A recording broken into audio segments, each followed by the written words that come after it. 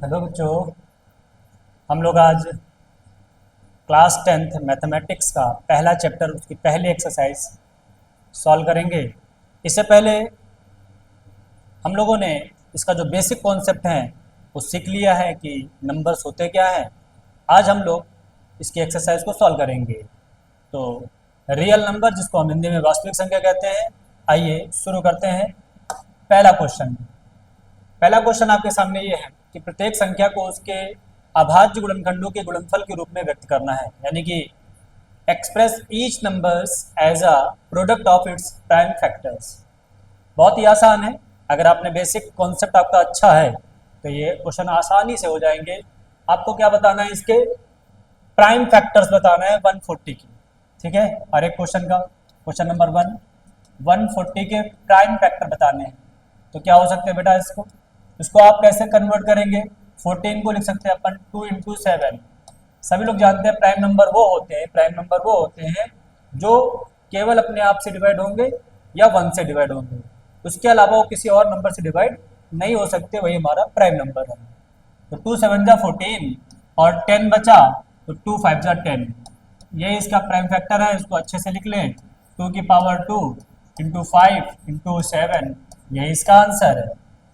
Second question, second नहीं, मैं fourth बता रहा हूँ, बाकी आप अपने आप से ट्राई करें। सेकंड आसान है, थर्ड आसान है, फोर्थ बता दे रहा हूँ। सारे क्वेश्चन नहीं करेंगे, आप भी तो कुछ करिए होमवर्क में सब। तो फोर्थ क्वेश्चन है आपके पास 5005।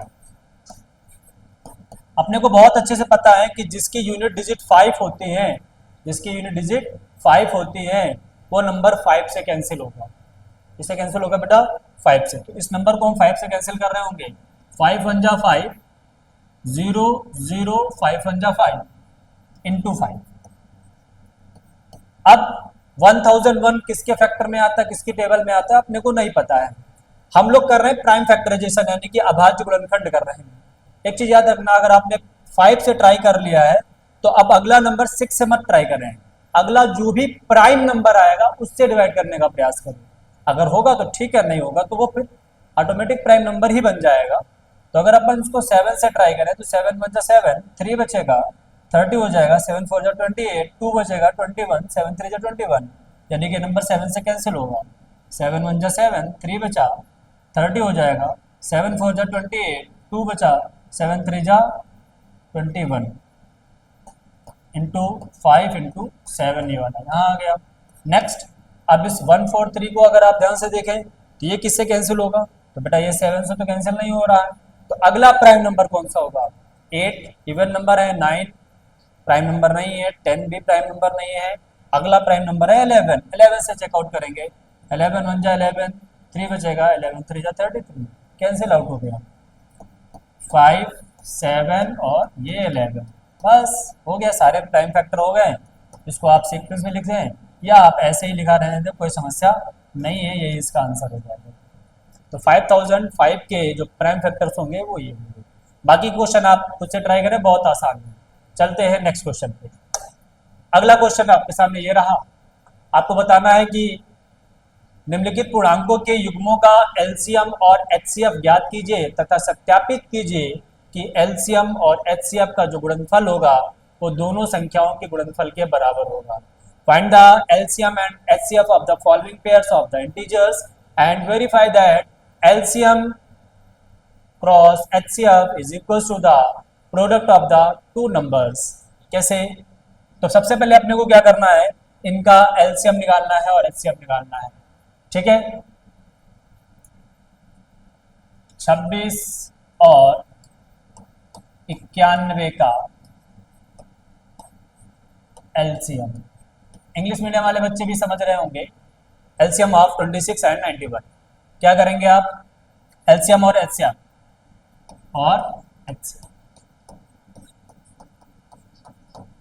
तो हम क्या करेंगे, 26 के फैक्टर कर लेंगे, 26 के प्राइम फैक्टर कर लेंगे, जैसा पीछे सीखा। तो ये 13 2 जा 26 होता है, इसमें कोई समस्या नहीं है। 91 का प्राइम फैक्टर करेंगे, 13 इंटू 7 हो जाएगा। सब प्राइम नंबर हो गए। अगर अपने को एचसीएफ बताना है तो एचसीएफ विल भी क्या, दोनों में कॉमन हो, जो दोनों नंबर्स में कॉमन हो वही हमारा एचसीएफ होता है, highest common factor. Highest common factor, वो मैक्सिमम नंबर जो दोनों नंबर में कॉमन पाया जा रहा है वही उसका एचसीएफ होता है। तो यहाँ पर एचसीएफ आ गया 13। एलसीएम क्या होगा बेटा इसका? एलसीएम जो बच गया वो उसको भी मल्टीप्लाई कर दो, वो एलसीएम। एचसीएफ मैंने लिखा, ये एचसीएफ था बेटा, ये बाकी जो बच गया वो नंबर लिख लो 2 और 7, इन सबको मल्टीप्लाई कर दो, ये इसका आंसर हो जाएगा। तो एलसीएम क्या हो जाएगा? 7 2 जा 14, 14 10 जा 140 और 182, ये इसका एलसीएम हो जाएगा। ठीक है, आई होप समझ में आ गया होगा। अभी ये एक पार्ट हुआ है इस क्वेश्चन का, आगे उसमें कहा गया है कि आप इसका एचसीएफ और एलसीएम तो फाइंड करना ही करना है, तथा इसको प्रूफ भी करना है कि एचसीएफ और एलसीएम का जो प्रोडक्ट होता है वो नंबर्स के प्रोडक्ट के इक्वल होता है। ठीक है ना, है ना? तो हमें क्या करना है बेटा? We have to prove that,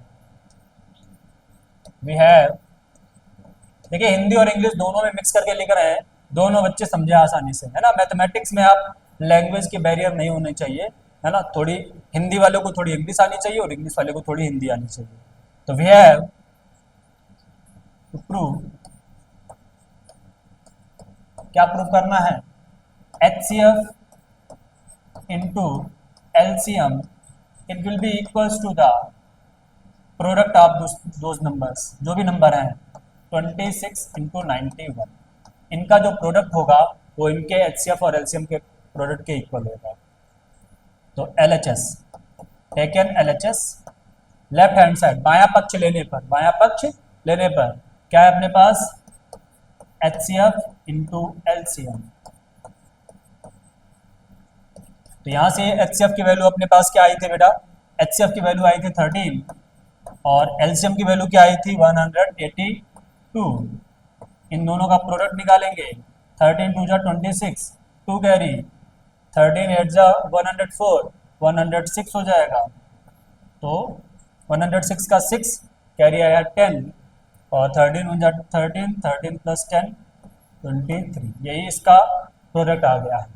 अब RHS ले लेंगे हम लोग, टेक एन RHS, दायां पक्ष लेने पर क्या है भाई? दायां पक्ष भाई 26 इंटू 91, इनका मल्टीप्लाई करेंगे हम लोग, 26 इंटू 91 का मल्टीप्लाई करेंगे और अब जब मल्टीप्लाई करेंगे तो देखेंगे यही आ जाएगा, है ना? क्या आ जाएगा? 2366। Hence we can say HCF, या आप डायरेक्ट यहां लिख दें, left hand side is equals to the right hand side. यही अपने को प्रूफ करना था, यही अपने को प्रूफ करना था। ठीक है, सत्यापित करना था तो सत्यापित हो गया कि जो बायां पक्ष है वही दायां पक्ष है। आई होप समझ में आ गया होगा। सब में यही करना है, सबसे पहले आप HCF और LCM निकालेंगे, ये नंबर है इनका HCF और LCM निकालेंगे और उसके बाद आप डायरेक्टली क्या करेंगे? उसके बाद आप डायरेक्टली क्या करेंगे बेटा? प्रूफ करेंगे। प्रूफ करने के लिए आपको कहा गया है कि HCF और LCM का जो प्रोडक्ट होगा वो नंबर के प्रोडक्ट के इक्वल होगा, ये हमें प्रूफ करना है। आई होप सभी लोग कर लेंगे। पहला क्वेश्चन करके दिखा दिया, 2 और 3 आप घर से करके लाइए, है ना? और कमेंट बॉक्स में आंसर दीजिए इसका। फोर्थ क्वेश्चन, मतलब third question, find the LCM and HCF of the following integers by applying the prime factorisation method, यानी कि अभाज्य गुणनखंड विधि का प्रयोग करके निम्नलिखित पूर्णांकों का LCM और HCF अपने को बताना है ना? तो अभाज्य गुणनखंड विधि का प्रयोग करना है अपने को, यानी कि प्राइम फैक्टराइजेशन मेथड। सिंपल वही है, फिर से पहला ही जैसा क्वेश्चन है, पहले क्वेश्चन जैसा बन गया है। आपको क्या बताना है? LCM और HCF बताना है। तो बेटा 12 का जो अभाज्य गुणनखंड होगा बेटा क्या होगा? 2 2 जा 4, 3 जा 12, यही हो गया। और 15 आ गया तो 15 का क्या करोगे बेटा? 5 3 जा 15 या 3 इंटू 5। और 21 का निकालना है अपने को, तो 3 इंटू 7। HCF क्या होता है? जो बेटा दोनों में कॉमन हो। HCF क्या होता है? जो दोनों में कॉमन हो, सब में कॉमन है। यहाँ पर 2 से ज़्यादा भी नंबर आ गए हैं तो बेटा आप 3 यहाँ भी देख रहे हैं, 3 यहाँ भी देख रहे हैं और 3 यहाँ भी देख रहे हैं, इन सब में 3 3 कॉमन है यही इसका एलसीएम हो गया। एलसीएम बताना अपने को, तो बेटा बहुत आसान है, एलसीएम बहुत आसान है, सभी लोग देख रहे हैं ना। एलसीएम बहुत आसान है, जो बचा है मतलब एचसीएफ के बाद जो बच गए नंबर उस सबको लिख दो, उन सबको लिख दो। तो 2 × 2 × 5 और × 7, यही इसका एलसीएम हो जाएगा। एलसीएम हो जाएगा, मल्टीप्लाई करेंगे 3 2 6, 6 2 12, 5 60, 6 7 42, 420, ये इसका एलसीएम आ गया। ये प्राइम फैक्टराइजेशन मेथड है। अभी आप सेकंड क्वेश्चन पे जरा गौर करेंगे, तो सेकंड क्वेश्चन पे हिंट दिए दे रहे हैं, आप कर लीजिएगा। 17, 23 और 29 का बताना है। बेटा 17 का खुद ही एक प्राइम नंबर है, इसलिए इसको इंटू 1 करेंगे। 23 एक खुद ही प्राइम नंबर है, 29 एक खुद ही प्राइम नंबर है, यानी कि इन सब में कुछ नहीं है तो 1 है। 1 एक ऐसा नंबर होता है जो सब कहीं होता है, जिसको हम भगवान कहते हैं। भगवान होते हैं पर दिखाई नहीं देते हैं, भगवान होते हैं पर दिखते नहीं है। कैसे? जैसे अपने आप कोई भी नंबर ले लीजिए, 7 है, तो 7 के मल्टीप्लाई में भी 1 है, इसके डिवाइड में भी 1 है और इसके एक्सपोनेंट में भी 1 है। 1 सब जगह अवेलेबल है। तो इसलिए जब सारे प्राइम नंबर हो तो उसका एचसीएफ क्या हो जाएगा बेटा? 1 हो जाएगा। यानी कि इस क्वेश्चन के लिए जो एचसीएफ निकल के आएगा वो 1 होगा। एलसीएम आप सभी जानते हैं, सबको मल्टीप्लाई कर देंगे, वही इसका एलसीएम आ जाएगा। चलिए बढ़ते हैं नेक्स्ट क्वेश्चन पे। बहुत अच्छा क्वेश्चन है। इस बार क्या कह रहा है? Give that HCF of that, जो भी लैंग्वेज लिखी है, ये लैंग्वेज आपको समझना है। ऐसे क्वेश्चन बोर्ड एग्जाम में काफी आ रहे हैं अब, है ना। सीबीएसई और यूपी बोर्ड दोनों ही एग्जाम्स में पूछे जाते हैं ऐसे क्वेश्चंस। क्या अभी क्या है कि एचसीएफ और दे रखा है 9 और एलसीएम पूछा है, पर वो उस तरीके से नहीं पूछा कि नंबर कौन से हैं, वो नंबर को उसने ब्रैकेट में लिख दिया है। यानी कि इस क्वेश्चन की जो लैंग्वेज बनेगी वो क्या बनेगी बेटा? एचसीएफ ऑफ 306 एंड 657, यानी कि 306 और 657 का जो एचसीएफ है, यानी कि दो संख्याएं हो गई, इन दोनों संख्याओं का एचसीएफ 9 दे रखा है और इन दोनों संख्याओं का एलसीएम हमसे पूछा है। अभी आपने पीछे सॉल्व किया है, प्रूविंग करी है। हम जानते हैं चूंकि क्या होता है बेटा, HCF into LCM is equals to the product of numbers, product of numbers, product of numbers. यानी कि दो संख्याओं का जो गुणनफल फल होता है वो उनके एचसीएफ और एलसीएम के गुणनफल के बराबर होता है। तो बस अपने को यहाँ क्या दे रखा है? एचसीएफ दे रखा है। एचसीएफ कितना दे रखा है? 9। अपने से एलसीएम पूछा गया है, बहुत आसान हो गया। Product of those numbers, numbers कौन से थे बेटा? 306 और 657। बस एलसीएम बताना है, तो क्या करेंगे? ये 9 मल्टीप्लाई में है, उधर चला जाएगा, डिवाइड में हो जाएगा। 657 डिवाइड बाई 9, तो एलसीएम आपके पास क्या आ जाएगा? 9 से कैंसिल कर दो, 9 3 जा 27, 3 बचेगा और 9 4 जा 36 इंटू 657, इसको मल्टीप्लाई कर दोगे, जो आएगा वही इसका एलसीएम। आई होप समझ में आ गया होगा, मल्टीप्लाई करना सभी को आता है, कर लें आप। ठीक है, तो बस एक थोड़ा सा लैंग्वेज समझना था इस क्वेश्चन। चलते हैं नेक्स्ट क्वेश्चन पे। नया क्वेश्चन आया है और अच्छा क्वेश्चन आया है कि जांच करना है, check whether 6 power n can end with the digit 0 और एनी नेचुरल नंबर। आपको चेकआउट करना है कि 6 की पावर n, 6 की पावर n, वो जो n है वो कोई नेचुरल नंबर अगर हम उसकी जगह पर रखें, नेचुरल नंबर क्या होते हैं? 0 को छोड़ करके कोई भी नेचुरल नंबर रखें तो उसकी जो भी नंबर आएगा, 6 की पावर 1 आया, 6 की पावर 2 आया, जो भी आप नंबर लिखेंगे रिजल्ट में, उसकी यूनिट डिजिट क्या 0 से एंड हो सकती है, यानी कि यूनिट प्लेस क्या 0 आ सकती है। यही हमें चेक करना है। बहुत आसान है भाई, कैसे करेंगे? तो इसके लिए आपको थ्योरी समझनी पड़ेगी। इसकी क्या समझनी पड़ेगी बेटा? थ्योरी समझनी पड़ेगी। बहुत आसान है थ्योरी इसकी। क्या है थ्योरी? वो तो n, यहां लिखेंगे यदि n एक प्राकृतिक संख्या है, n एक प्राकृतिक संख्या है,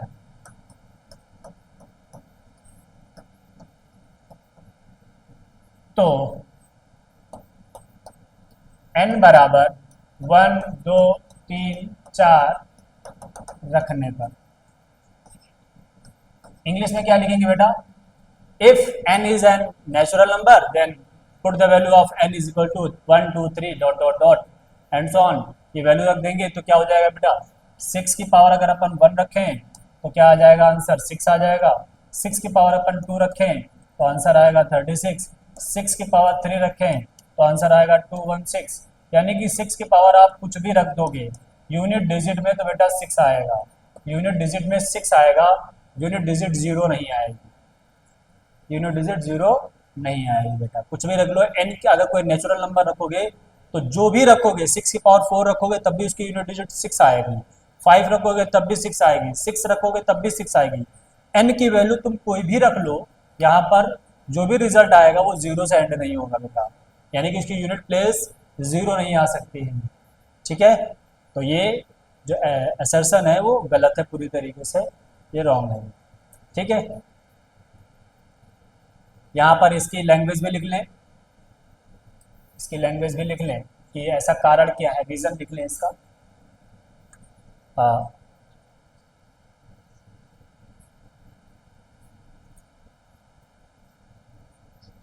इकाई का अंक, इकाई का अंक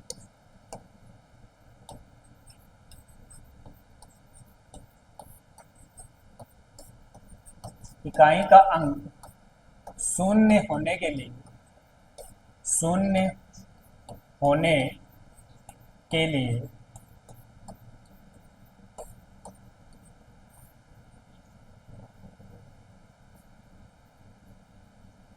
संख्या 10 से विभाजित होनी चाहिए, 10 से विभाजित होनी चाहिए। यानी कि अगर किसी का इकाई का अंक शून्य है तो वो नंबर 10 से डिवाइड होगा, इसका मतलब, और यदि 10 से विभाज्य है तो वह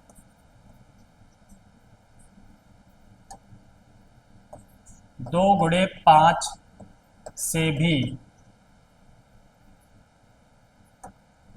2 और 5 से भी विभाजित होनी चाहिए, विभाजित होनी चाहिए। क्या ये बात समझ में आई सभी को? अगर किसी भी नंबर का इकाई अंक शून्य है, 0 है, तो वो नंबर बेटा 10 से डिविजिबल होना चाहिए, और अगर वो नंबर 10 से डिविजिबल है, 10 से विभाजित है, तो वो नंबर 2 और 5 से भी विभाजित होना चाहिए, क्योंकि 10 का फैक्टर 2 गुणे 5 होता है ना। यहां पर क्या है, 6 की पावर n जो है इसको अपन ले सकते हैं 2 गुणे 3 की पावर n।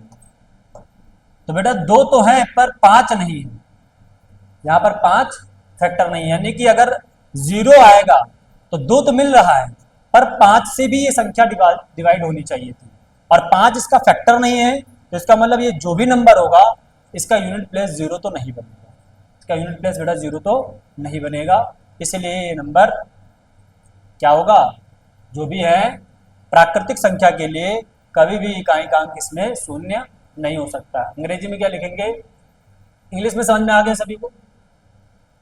अगर कोई नंबर का यूनिट प्लेस 0 है तो वो नंबर 10 से डिविजिबल होना चाहिए, और अगर वो 10 से डिविजिबल है तो वो 10 के फैक्टर्स 2 और 5 से भी डिविजिबल होना चाहिए। इसीलिए यहाँ पर 2 तो है पर 5 नहीं है, तो ये नंबर जो भी आएगा इसकी यूनिट डिजिट कभी भी 0 नहीं हो सकती। चलिए बढ़ते हैं अगले क्वेश्चन पे। Next question, explain why 7 into 11 into 13 plus 13 and 7 into 6 into 5 into 4 into 3 into 2 into 1 plus 5 are composite numbers। हमें एक्सप्लेन करना है कि क्यों ये भाज्य संख्या है। कंपोजिट नंबर क्या होते हैं बेटा? कंपोजिट नंबर वो होते हैं जो डिवाइड हो जाते हैं, अपने आप से भी डिवाइड होंगे, वन से भी डिवाइड होंगे और अनदर दूसरे नंबर से भी डिवाइड हो जाते हैं, उसे हम कंपोजिट नंबर बोलते हैं। तो हमें ये प्रूफ करना है कि चेक करना है, एक्सप्लेन करना है कि ऐसा क्यों है। तो क्या है बेटा, हमारे पास नंबर क्या है, संख्या 7 multiplied by 11 multiplied by 13 plus 13। इसमें अगर हम 13 कॉमन ले लें बेटा, तो 7 बचेगा अंदर, 11 बचेगा और 13 तो निकल गया यहाँ, प्लस यहाँ से 13 निकल गया बेटा, 1 बचा। तो ये नंबर जो आएगा वो 13 से डिविजिबल होगा, प्लस 77 प्लस 1, यानी कि 13 इंटू 78, यानी कि ये नंबर बेटा 1 से डिविजिबल होगा, 13 से भी डिविजिबल होगा, 78 से भी डिविजिबल होगा, 78 के जो फैक्टर आएंगे उनसे भी डिविजिबल होगा। इसीलिए ये नंबर क्या होगा, कंपोजिट नंबर होगा। तो यहाँ लिखेंगे सिंस, चूंकि इसके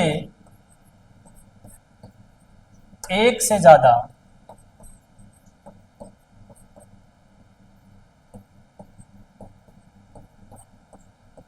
गुणनखंड हैं,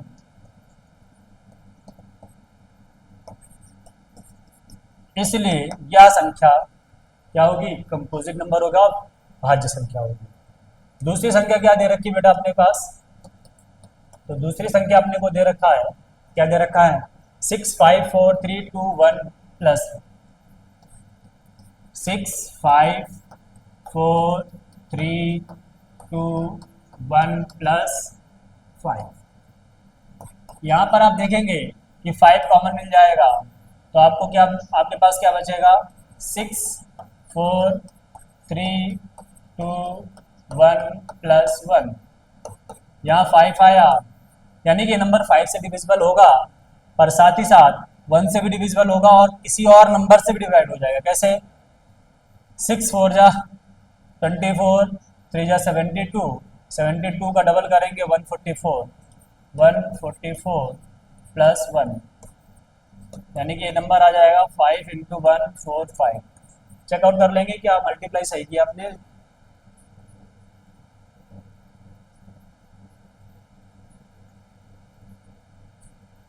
हाँ ठीक, तो बेटा 145, यानी कि ये नंबर बेटा 5 से डिविजिबल होगा, 5 2 जा 10, 7 बचेगा, 4 बचेगा, 5 9 जा 45 इंटू 5, यानी कि नंबर 5 से डिविजिबल है और साथ ही साथ 29 से भी डिविजिबल है, इसलिए ये नंबर क्या होगा, कंपोजिट नंबर होगा। तो यहाँ लिखेंगे वही, since it has more than one factor, since it has more than one factor, so given number is composite number, है ना।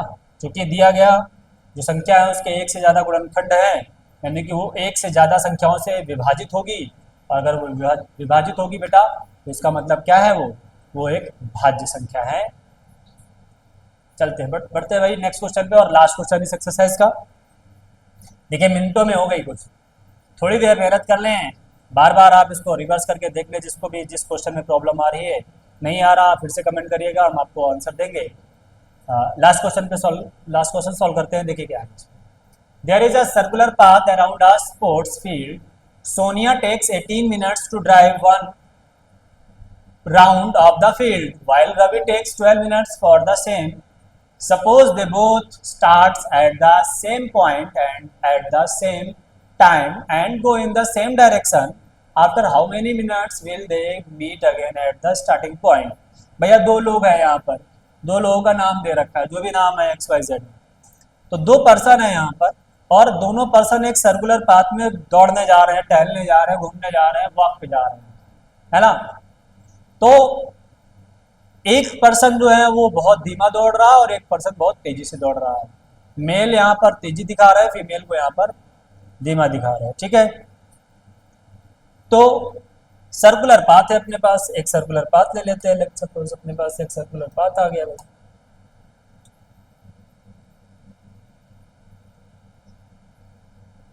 ये सर्कुलर पाथ आ गया।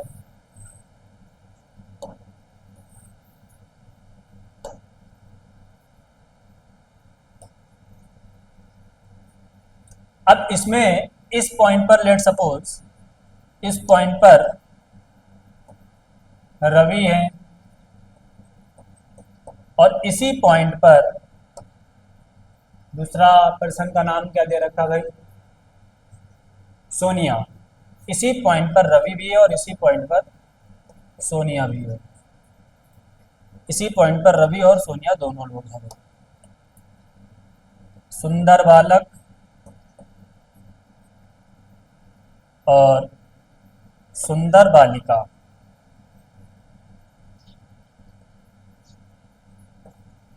ठीक है।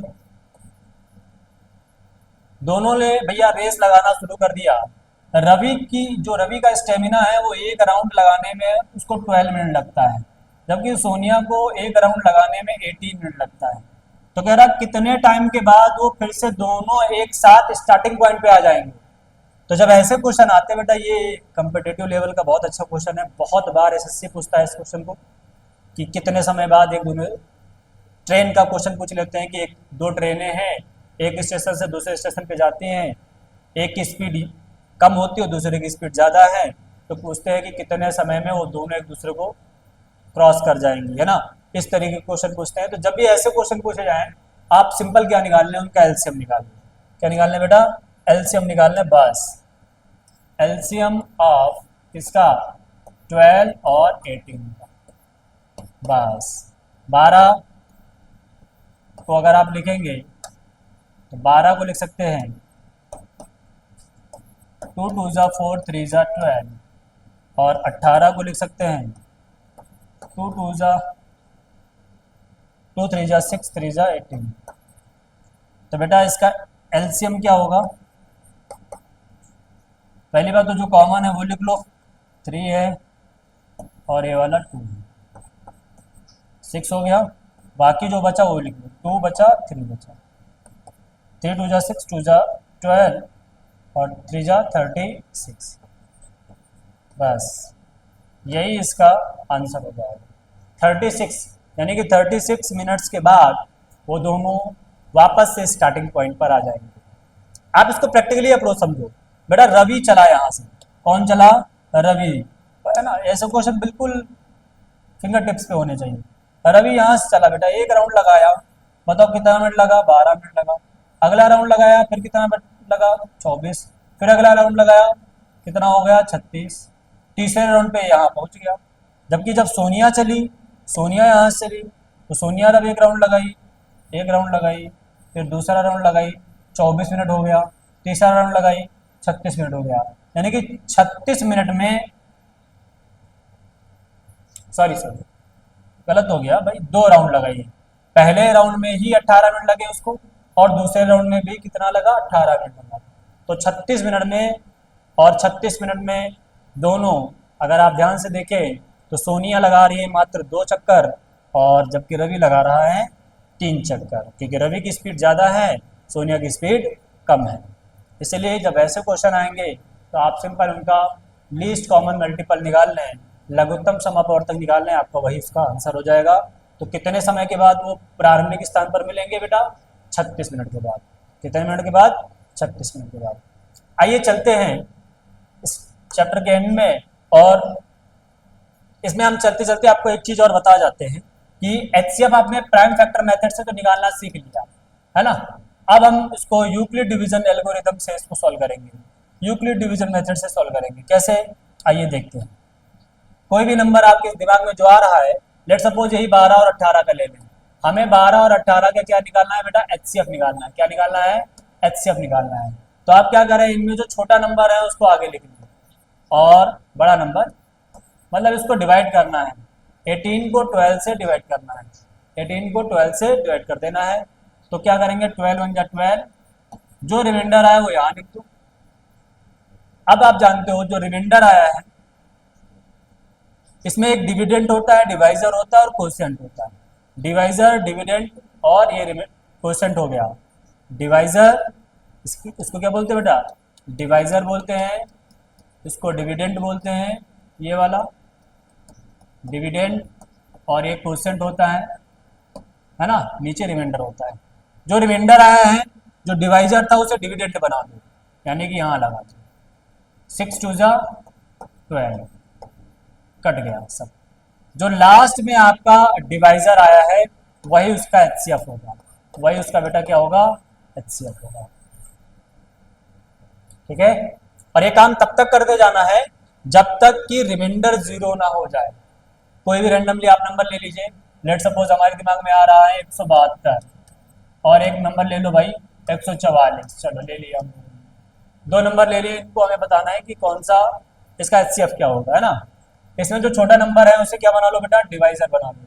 तो छोटा नंबर है 144, ये डिवाइजर हो गया, डिविडेंड बना लो इसे 170। आप इतना समझ गए होंगे ये 14 है 17 है, 14 1 जा 14, यानी कि 1 टाइम ही जाएगा, 2 टाइम तो नहीं जाएगा, है ना। 12 माइनस 4 8, और 6 माइनस 4 वी गेटिंग 2। अब ये जो रिमाइंडर आया है इसे वापस से डिवाइजर बना लो, और जो डिवाइजर था उसे डिविडेंड बना लो। भाज्य बराबर भाजक गुणे भागफल प्लस शेषफल, ये आपने रिमाइंडर थ्योरम सुनी होगी। तो इसको 144 कर लिया। अब इससे डिवाइड करेंगे भाई 28 का 144 से, तो 2 6 12 8 6 14, कितना आएगा भाई, 25 400, और 4 बार तो चला जाएगा,